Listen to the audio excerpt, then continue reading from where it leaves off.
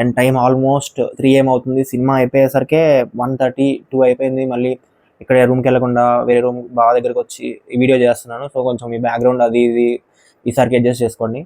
So cinema గురించి నేనైతే చాలా ఎక్సైటెడ్ ఉండే, ఎందుకంటే అనంత పద్మనాభ స్వామి అండ్ ఆ టీజర్ ట్రైలర్ చూపించిన విధానం, ఒక ప్రాపర్ ఒక ట్రెజర్ హంట్ ఫిల్మ్, ఆ స్వామి బ్యాక్డ్రాప్లో ఏం జరిగింది, ఒక మంచి డెవోషనల్ థ్రిల్లర్ చూడొచ్చు. ఓకే, సూపర్గా లేకపోయినా పర్లేదు, అట్లీస్ట్ డీసెంట్గా ఉంటుంది, అట్లీస్ట్ ఓకేయిష్గా ఉంటుంది. ఓకేయిష్గా ఉన్నా పర్లేదు, ఎందుకంటే నాకు కొంచెం ఈ డెవోషనల్ థ్రిల్లర్స్ ఇవన్నీ నాకు చాలా ఇష్టం. సో అలానే ఉండబోతుంది అన్న ఎక్స్పెక్టేషన్ తోటి అయితే సినిమాకి వెళ్ళాను. బట్ సినిమా చూసిన తర్వాత మాట్లాడడానికి ఏం లేదు. సీరియస్గా మీరు ఒక 100 కోట్లు పెట్టి సినిమా తీశారు, విజువల్ వండర్, మొత్తం ప్రొడక్షన్ కాస్టే 100 కోట్లు అయింది అని చెప్పినప్పుడు అట్లీస్ట్ ఓకే ఫిల్మ్ ఎక్స్పెక్ట్ చేస్తాం. సినిమా ఎలా ఉంటుందంటే ర్యాండమ్గా కొన్ని సీన్స్ తీసేసి, అంటే వాళ్ళు తీసుకున్న స్టోరీ లైన్ బాగానే ఉంటుంది, ర్యాండమ్గా ఆ స్టోరీ లైన్ చుట్టూ కొన్ని సీన్స్ తీసేసుకొని అవి జాయిన్ చేసేసి, అంటే ఎక్కడా కట్స్ లేకుండా ఈ సీన్ అవసరం లేదు సో ఇది కట్ చేసేద్దాం, ఈ సాంగ్ అవసరం లేదు సో ఇది కట్ చేసేద్దాం, ఇది కొంచెం డ్రాగ్ అయినట్టుంది సో ఇది కొంచెం కట్ చేసేద్దాం అన్న ఇంటెన్షన్ లేకుండా తీసిన ఫుటేజ్ మొత్తం వేస్ట్ చేయడం ఎందుకు, మనం సినిమాలో పెట్టేద్దాం. 3.5 గంటలు, 3 గంటల 10 నిమిషాలు నా వల్ల అయితే కాలేదు. ఎప్పుడైపోతుందన్న ఫీలింగ్ వచ్చింది. రీసెంట్ టైమ్స్లో నేను ఏ సినిమాకి కూడా ఇలా ఫీల్ అవ్వలేదు, ఎప్పుడు సినిమా అయిపోతుందని. మీరు మన ఛానల్ని ఫస్ట్ టైం విజిట్ చేస్తున్నట్టయితే please do subscribe and hit the bell icon. అందరికంటే ముందు రివ్యూస్ ఇవ్వడానికి ట్రై చేస్తాను, జెన్యున్గా ఇవ్వడానికి ట్రై చేస్తాను.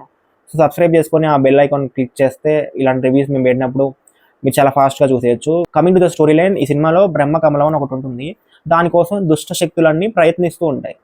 ఆ దుష్ట శక్తులు ఎందుకు ప్రయత్నిస్తున్నాయి, ఆ బ్రహ్మ కమలం వాళ్ళ చేతికి చిక్కితే ఏమవుతుంది, సో అది చిక్కకుండా హీరో ఎలా కాపాడాడు అండ్ హీరో మాత్రమే ఎందుకు కాపాడాలి అన్నది remaining part of the film. ఈ ప్లాట్ లైన్ చాలా బాగానే ఉంది.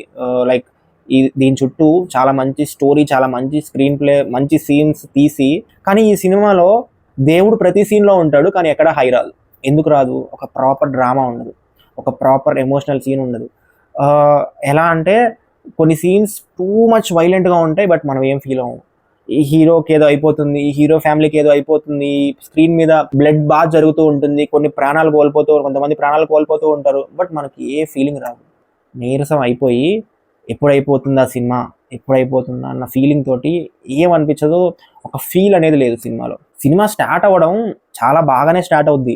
అంటే ఏంటి ఈ దుష్టశక్తి ఏంటి, తనకి ఏం కావాలి అన్నది ఒక ప్రాపర్ 20 minutes మంచి ఒక బిల్డప్తోనే సినిమా స్టార్ట్ అవుతుంది. ఆ ఫస్ట్ హాఫ్లో అయినా కొద్దిగా ఆ బ్రహ్మకమలం సీన్స్, అది దొంగలించే సీన్స్, సంథింగ్ అట్లాంటివి కొన్ని 1-2 సీన్లు బాగానే ఉన్నాయి. కానీ సెకండ్ హాఫ్లో ఒకటంటే ఒక్క సీన్ కూడా ప్రాపర్గా ఉండదు. డ్రాగ్ చేసి అసలు ఏం అర్థం కాదు. ఒక మూమెంట్లో అయితే ఆవలింతలు వచ్చేసాయి. ఈ సినిమా ఎవరికైనా యూజ్ అవుద్దా అంటే అది హీరో గారికి ఒక్కరికే. హీరో గారు మాత్రం బాగానే పర్ఫామ్ చేశారు. ఆయనకున్న స్కోప్లో కొంచెం ఆ బాడీ ప్రెజెన్స్ అనేది ఉంది కాబట్టి, సో కొంచెం ఆ డెవోషనల్ సీన్స్లో, కొంచెం ఫైట్ సీన్స్లో ఆయన స్క్రీన్ ప్రెజెన్స్ బాగానే వర్కౌట్ అయింది. ఈ సినిమాకి ఎవరైనా అన్యాయం చేశారంటే అది డైరెక్టర్ గారే. Story, screen play and direction by Abhishek Nama. 3 నామాలు పెట్టారు ఆడియన్స్ అందరికి. మొహాలు చూసుకుంటున్నారు, ఎప్పుడు వెళ్ళిపోదామా సినిమా నుంచి, ఎప్పుడు వాకౌట్ చేద్దామా అన్నది. కొంతమంది అయితే వాకౌట్ చేశారు కూడా. ఇంకా ఆ స్క్రీన్ ప్లే అయితే ఎక్కడ ఏది చూపించాలో అది చూపించకుండా మన ఓపిక మొత్తం అయిపోయిన తర్వాత అక్కడెక్కడో మళ్ళీ లాస్ట్కి మళ్ళీ ఫ్లాష్ బ్యాక్కి వెళ్ళి, అంటే ఆ ఫ్లాష్ బ్యాక్ వెళ్ళి ఇటు వచ్చేలోపు పోయింది ఆడియన్స్. నాకైతే కంప్లీట్గా ఆ ఓపిక అనేది చచ్చిపోయింది. అండ్ ఇంకో ప్రాబ్లం ఏంటంటే ఈ సినిమా మొత్తం బ్రహ్మకమలం కోసం పోరాడుతూనే ఉంటారు. That's okay. అది దొరికిన తర్వాత, అది దొరికితే వీళ్ళకి వచ్చే నష్టం ఏంటి, అంటే ఈ మన ప్రజలకి కానీ దేవుడికి కానీ వచ్చే నష్టం ఏంటి అనేది మనం పార్ట్ 2లో చూడాలంట. ఆ డోర్ లోపల, ఆ డోర్ వెనకాల ఏముందో ఈ సినిమాలో చెప్పరంట. మనం పార్ట్ 2 వాళ్ళు తీసి, ఈ సినిమా హిట్ అయ్యి అది తీసి ఆ పార్ట్ 2లో మన సినిమా చూడాలంట. అంటే ఆ డోర్ వెనకాల ఏముందో చూడాలంట. అది ఎంత అన్యాయం అండి. 3.5 గంటలు మేము సినిమా చూసి ఈ సినిమా ఎందుకు తీశారు, ఆ డోర్ వెనకాల ఏముంది అని మీరు క్లారిటీ ఇవ్వకపోతే నేను చూసిన ఆడియన్స్ మోసం చేసినట్టే కదా. విజువల్స్ అక్కడక్కడ బాగున్నాయి, అక్కడక్కడ అది తెలిసిపోతుంది. సీజీ షార్ట్స్ అవి ఇవి కొంచెం ఆడ్గా ఉన్నాయి, కొంచెం మిస్ఫైర్ అయిన షార్ట్స్ ఉన్నాయి. అండ్ మెచ్చుకోవాలి, కొంచెం అక్కడక్కడ బాగానే వర్క్ చేశారు. అప్రిషియేట్ చేయాల్సిన విషయం ఏంటంటే ఆ set work. Most of the film, ఒక 60 to 70% ఆఫ్ ద ఫిలిం ఒక న్యాచురల్ వైబే ఇస్తుంది. అంటే ఆర్టిఫిషియల్ సెట్స్ లాగా కాకుండా కొంచెం న్యాచురల్గా జరుగుతున్నట్టే అన్న ఫీలింగ్ వస్తుంది. బట్ 30% ఆఫ్ ద ఫిలిం అది తెలిసిపోతూ ఉంటుంది. ఆ సెట్స్, ఆ టెంపుల్ సెట్, కొంచెం ఆ సీజీ అది ఇది కొంచెం క్లియర్గానే తెలిసిపోతూ ఉంటుంది. ఆ స్నేక్ విఎఫ్ఎక్స్ కూడా కొన్ని సీన్స్ బాగానే వర్కౌట్ అయినా కొన్ని సీన్స్ అదంతా ఒక యానిమేషన్ లాగా, క్రొకడైల్ సీన్ కూడా ఒక షాట్ మంచిగా ఉంటే ఇంకొక షాట్ మంచిగా లేకపోవడం. సో ఈ టెక్నికాలిటీస్ అంతా మిక్స్డ్ ఉన్నాయన్నమాట. చాలా బాగా తీసిండొచ్చు అబ్బా. ఇప్పుడు బాధేసింది సినిమా చూసిన తర్వాత. ఎందుకంటే చాలా మంచి స్టోరీ. అనంత పద్మనాభ స్వామి మీద సినిమా తీస్తున్నాం అంటే ఎంత బాగా తీసిండొచ్చు. ఒక డెవోషనల్ థ్రిల్లర్ బయటకు వచ్చేసరికి మనకి ఇట్లా ఒక హైతో బయటికి రావాలి.